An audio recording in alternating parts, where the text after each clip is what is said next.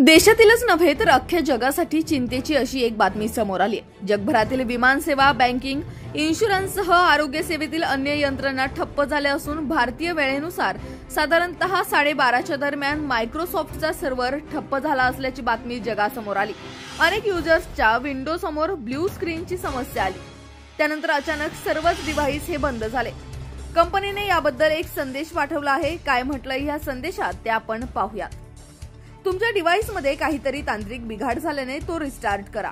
आम्ही हा तांत्रिक बिघाड दुरुस्त करण्याचा प्रयत्न करत आहोत। ही दुरुस्ती झाल्यानंतर तुम्हाला तुमचे डिव्हाइस रिस्टार्ट करता येईल, असा संदेश मायक्रोसॉफ्टने आपल्या जगभरातील युजर्सला पाठवला आहे।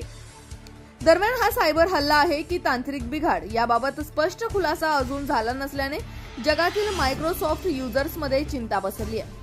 जगभरातील अनेक विमानसेवांची उड्डाणे रद्द करण्यात आली आहे।